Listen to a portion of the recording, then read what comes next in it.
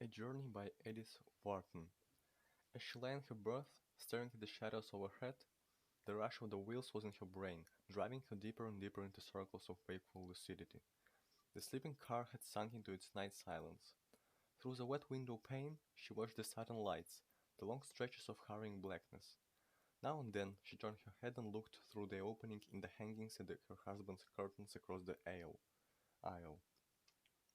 She wondered restlessly if he wanted anything, and if she could hear him if he called. His voice had grown very weak within the last month, and it irritated him when she did not hear. The irritability, this increasing childish petulance, seemed to give expression to their imperceptible estrangement. Like two faces looking at one another through a sheet of glass, they were close together, almost touching, but they could not hear or feel each other. The conductivity between them was broken.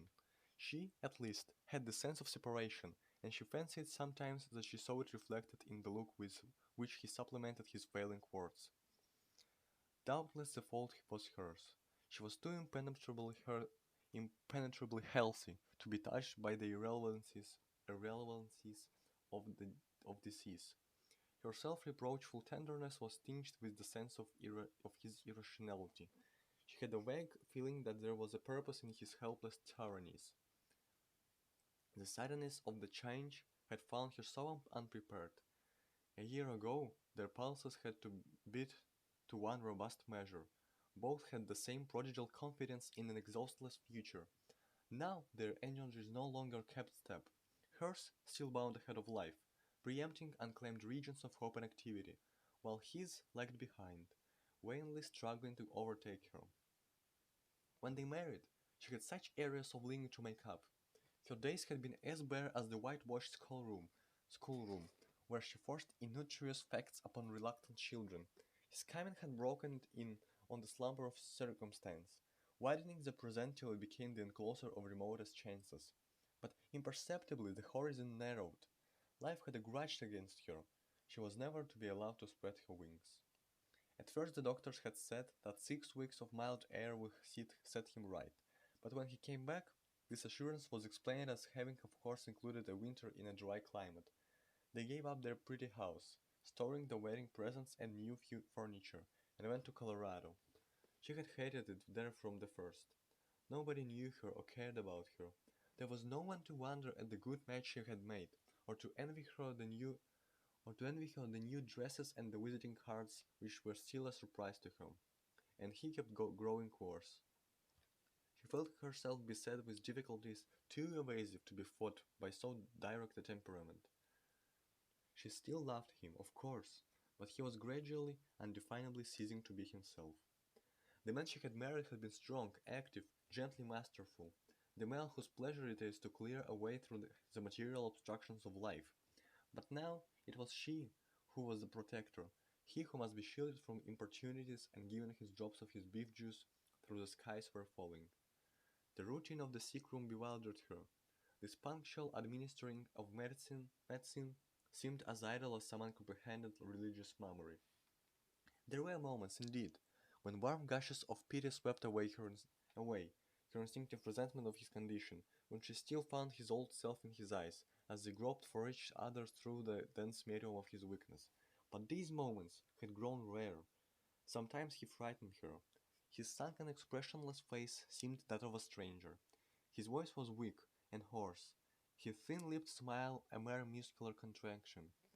Her hand avoided his damp, soft skin, which had lost the familiar roughness of health. She caught herself furtively watching him as she might have watched a strange animal. It frightened her to feel that this was the man she loved. There were hours when to tell him what she suffered seemed the one escape from her fears. But in general, she judged herself more leniently, reflecting that she had perhaps been too long alone with him, and that she would feel differently when they were at home again, surrounded by her robust and buoyant family. How she had rejoiced when the doctors at last gave their consent to his going home. She knew, of course, what this decision meant. They both knew. It meant that he was to die, but they dressed the truth in hopeful euphemisms, and at times In the joy of preparations, she really forgot the purpose of their journey and slipped into an eager illusion of the next year's plans. At last the day of leaving came. She had dreadful fear that they would never get away, that somehow, at the last moment he would fail her, that the doctors held one of their accustomed treacheries in reserve, but nothing happened. They drove to the station, he was installed in a seat with a rug over his knees and a cushion on his back, and she hung out of the window waving grateful farewells to the acquaintances she had really never liked till then. The first 24 hours had passed off well. He revived a little, and it amused him to look out of the window and to observe the humors of the car. The second day, he began to grow weary and to chaffer under the dispassionate stare of the freckled child with the lump of chewing gum. She had to explain to the child's mother that her husband was too ill to be disturbed, a statement received by that lady with a resentment visibility supported by the maternal sentiment of the whole car. That night he slept badly, and the next morning his temperature frightened her. She was sure he was growing worse. The day passed slowly, punctuated by the small irritations of travel. Watching his tired face, she traced in its contractions every rattle and jolt of the tram, till her own body vibrated with sympathetic fatigue. She felt the others observing him too, and hovered restlessly between him and the line of interrogative eyes. The freckled child hung about him like a fly. Offers of candy and picture books failed to dislodge her. She twisted one leg around the other and watched him imperturbably. The porter, as he passed, lingered with vague proffers of help, probably inspired by philanthropic passengers swelling with the sense that something ought to be done, and one nervous man in a skull cap was audibly concerned as to the possible effect on his wife's health. The hours dragged on in a dreary inoccupation. Towards dusk, she sat down beside him and he laid his hand on hers. The touch startled her. He seemed to be calling her from far off. She looked at him helplessly, and his smile went through her like a physical pang. "Are you very tired?" she asked. "No, not very. We'll be there soon now." "Yes, very soon. This time tomorrow." He nodded, and they sat silent. When she had put him to bed and crawled into her own berth, she tried to cheer herself with the thought that in less than 24 hours they would be in New York. Her people would all be at the station to meet her. She pictured their round and anxious faces pressing through the crowd. She only hoped that they would not tell him too loudly that he was looking splendidly and would be all right in no time. The subtler sympathies developed by long contact with suffering were making her aware of a certain coarseness of texture in the family sensibilities. Suddenly she thought she heard him call. She parted the curtains and listened. No, it was only a man snoring at the other end of the car. His snores had a greasy sound, as though they passed through a tallow. She lay down and tried to sleep. Had she not heard him move? She started up trembling. The silence frightened her more than any sound. He might not be able to make her hear. He might be calling her now. What made her think of such things? It was merely the familiar tendency of an overtired mind to fasten itself on the most intolerable chance within the range of its forebodings. Putting her head out, she listened, but she could not distinguish his breathing from that of the other pairs of lungs about her. She longed to get up and look at him, but she knew the impulse was a mere vent for her restlessness, and the fear of disturbing him restrained her. The regular movement of his curtain reassured her, she knew not why. She remembered that he had wished her a cheerful good night, and the sheer inability to endure her fears a moment longer made her put them from her with an effort of her whole sound tired body. She turned on her side and slept. She sat up stiffly, staring out at the dawn. The train was rushing through a region of bare hillocks huddled against the lifeless sky. It looked like the first day of creation. The air of the car was close, and she pushed up her window to let in the keen wind. Then she looked at her watch. It was 7 o'clock, and soon the people about her would be stirring. She slipped into her clothes, smoothed her disheveled hair, and crept to the dressing room. When she had washed her face and adjusted her dress, she felt more hopeful. It was always a struggle for her not to be cheerful in the morning. Her cheeks burned deliciously under the coarse towel, and the wet hair about her temples broke into strong upward tendrils. Every inch of her was full of life and elasticity, and in 10 hours they would be at home. She stepped to her husband's berth. It was time for him to take his early glass of milk. The window shade was down, and in the dusk of the curtained enclosure she could just see that he lay sideways, with his face away from her. She leaned over him and drew up the shade. As she did so, she touched one of his hands. It felt cold. She bent closer, laying her hand on his arm and calling him by name. He did not move. She spoke again more loudly. She grasped his shoulder and gently shook it. He lay motionless. She caught hold of his hand again. He slipped from her limply, like a dead thing. A dead thing? Her word caught. She must see his face. She leaned forward and hurriedly, shrinkingly, with a sickening reluctance of the flesh, laid her hands on his shoulders and turned him over. His head fell back. His veils looked small and smooth. He gazed at her with steady eyes. She remained motionless for a long time, holding him thus, and they looked at each other. Suddenly she shrank back. The longing to scream, to call out, to fly from him, had almost overpowered her, but a strong hand arrested her. Good God! If it were known that he was dead, they would be put off the train at the next station. In a terrifying flash of remembrance, these arose before her a scene she had once witnessed in traveling, when a husband and wife, whose child had died in the train, had been thrust out at some chance station. She saw them standing on the platform with the child's body between them. She had never forgotten the dazed look with which they followed the receding train. This was what would happen to her. Within the next hour she might find herself on the platform of some strange station, along with her husband's body. Anything but what? But that. It was too horrible. She quivered like a creature at bay. As she cowered there, she felt the train moving more slowly. It was coming then. They were approaching the station. She saw again the husband and wife standing on the lonely platform, and with a violent gesture she drew down the shade to hide her husband's face. Feeling dizzy, she sank down on the edge of the berth, keeping away from his outstretched body, and pulling the curtains close, so that he and she were shut into a kind of sepulchral twilight. She tried to think. At all costs she must conceal the fact that he was dead. But how? Her mind refused to act. She could not plan, combine. She could think of no way but to sit there, clutching the curtains all day long. She heard the porter making up her bed. People were beginning to move about the car. The dressing room door was being opened and shut. She tried to rouse herself. At length, with a supreme effort, she rose to her feet, stepping to the side of the car and drawing the curtains tight behind her. She noticed that they still parted slightly with the motion of the car, and finding a pin in her dress, she fastened them together. Now she was safe. She looked round and saw the porter. She fancied he was watching her. "Ain't he awake yet?" he inquired. "No," she faltered. "I got his milk all ready when he wants it. You know you told me to have it for him by 7." She nodded silently and crept into her seat. At 8:30 the train reached Buffalo. By this time the other passengers were dressed and the berth had been folded back for the day. The porter, moving to and fro under his burden of sheets and pillows, glanced at her as he passed. At length he said, "Ain't he going to get up? You know we are ordered to make up the berths as early as we can."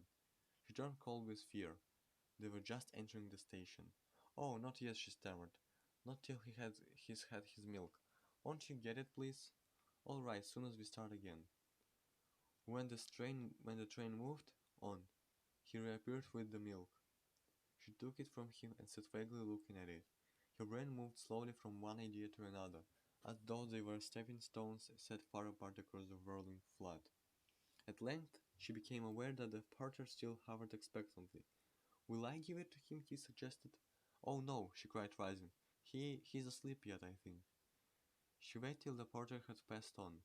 Then she unpinned the curtains and slipped behind them. In the semi-obscurity, her husband's face stared up at her like a marble mask with agate eyes. The eyes were dreadful. She put out her hand and drew down the lids. Then she remembered the glass of milk in her other hand. What was she to do? What was she to do with it? She thought of raising the window and throwing it out. But to do so, she would have to lean across his body, and bring your face close to his.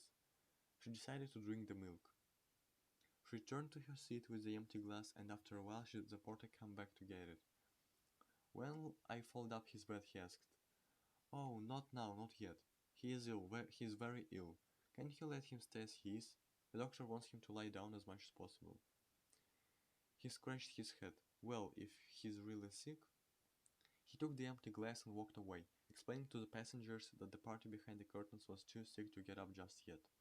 She found herself at the center of some sympathetic eyes. A motherly woman with an intimate smile sat down beside her.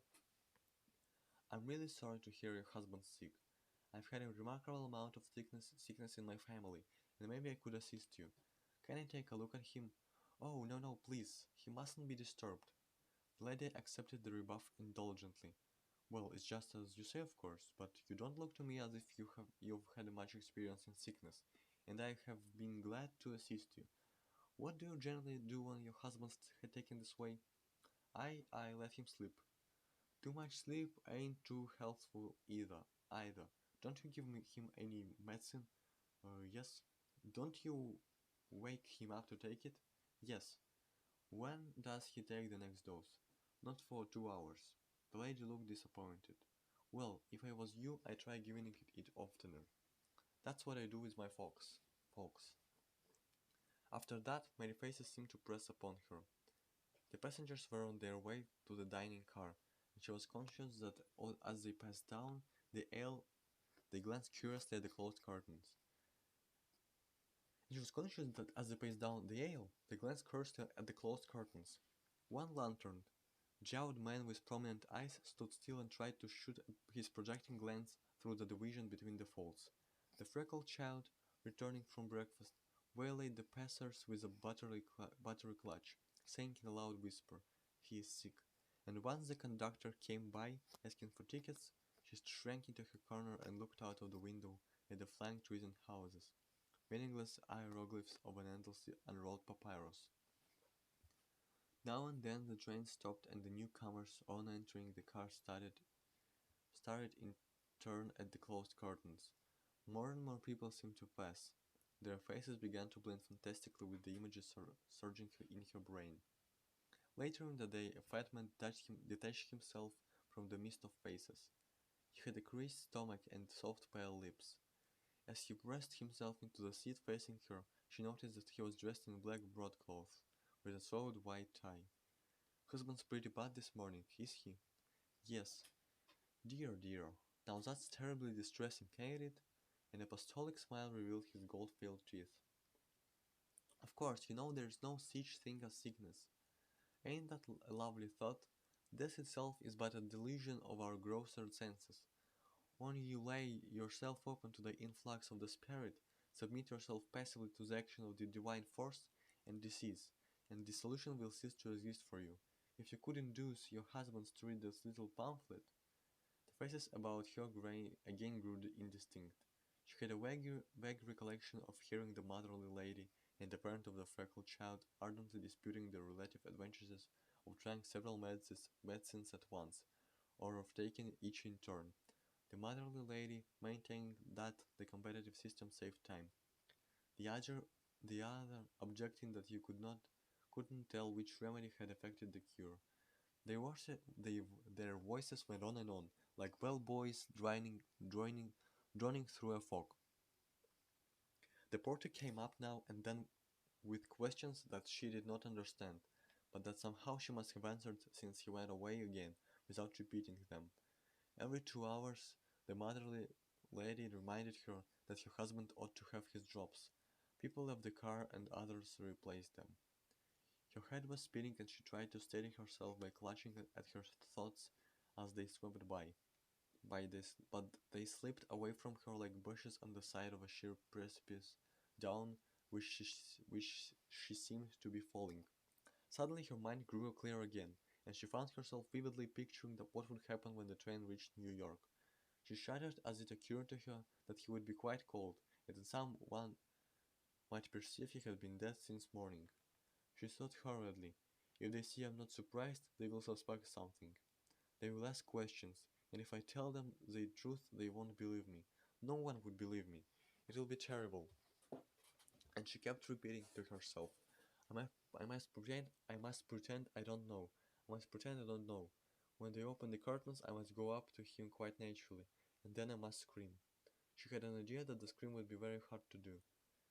Gradually, new thoughts crowded upon her, vivid and urgent. She tried to separate and restrain them, but they beset her clamorously, like her school children at the end of a hot day, when she was too tired to silence them. Her head grew confused, and she felt a sick fear of forgetting her part, of betraying herself by some unguarded word or look. I must pretend I don't know, she went on murmuring. The words had lost their significance, but she repeated them mechanically, as though they had been a magic formula, until suddenly she heard herself saying, I can't remember. Her voice sounded very loud, and she looked about her in terror, but no one seemed to notice that she had spoken. As she glanced down the car, her eye caught the curtains of her husband's berth, and she began to examine the monotonous arabesques woven through the heavy folds. Um, the pattern was intricate and difficult to trace. She gazed fixedly at the curtains, and as she did so, the thick stuff grew transparent, and through it she saw her husband's face, his dead face. She struggled to avert her look, but her eyes refused to move, and her head seemed to be held in a vice. At last, with an effort that left her weak and shaking, she turned away, but it was of no use. Close in front of her, small and smooth, was her husband's face. It seemed to be suspended in the air between her and the false braids of the woman who sat in front of her. With an uncontrollable gesture, she stretched out her hand to push the face away, and suddenly she felt the touch of his smooth skin.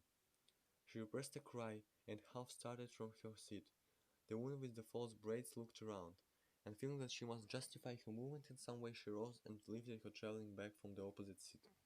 She unlocked the bag and looked into it, but the first object her hand met was a small flask of her husband's thrust, there at the moment, in the haste of departure. She locked the bag and closed her eyes. His face was there again, hanging between her eyeballs and lids like a waxen mask against a red curtain. She roused herself with a shiver. Had she fainted or slept, hours seemed to have elapsed, but it was still broad day, and the people about her were sitting in the same attitudes as before. A sudden sense of hunger made her aware that she had eaten nothing since morning. The thought of food filled her with disgust, but she dreaded the return of faintness, and remembering that she had some biscuits in her bag, she took one out and ate it. The dry crumbs choked her, and she hastily swallowed a little brandy from her husband's flask. The burning sensation in her throat acted as a counter-irritant, momentarily relieving the dull ache of her nerves. Then she felt a gently stilling warmth, as though a soft air fainted her, and and the swarming fears relaxed their clutch, receding through the stillness that enclosed her, a stillness soothing as the spacious quietude of a summer day. She slept. Through her sleep she felt the impetuous rush of the train. It seemed to be life itself that was sweeping her on with headlong, inexorable force, sweeping her into darkness and terror, and the arm of unknown days. Now all at once everything that was still, not a sound, not a pulsation. She was dead in her turn, and lay beside him with smooth upstaring face. How quiet it was, and yet she heard feet coming, the feet of the men who were to carry them away. She could feel too. She felt a sudden prolonged vibration, a series of hard shocks, and then another plunge into darkness. The darkness of death this time, a black whirlwind on which they were both spinning like leaves, in wild uncalling spirals, with millions and millions of the dead. She sprang up in terror. Her sleep must have lasted a long time. Uh, for the winter day had paled and the lights had been lit. The car was in confusion, and as she regained her self-possession, she saw that the passengers were gathering up their wraps and bags. The woman with the false braids had brought from the dressing room a sickly ivy plant in a bottle, and the Christian Scientist was reversing his cuffs.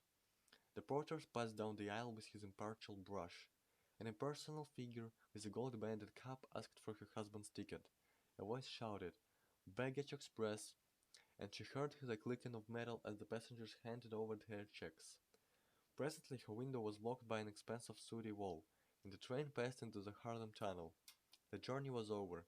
In a few minutes she would see her family pushing their joyous way through the throng at the station. Her heart dilated. The worst terror was past. "We'd better get him up now, hadn't we?" asked the porter, touching her arm. He had her husband's head in his hand, and was immediately revolving it under his brush. She looked at the hat and tried to speak, but suddenly the sky grew dark.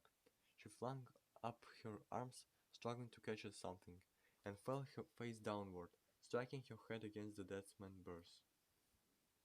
berth.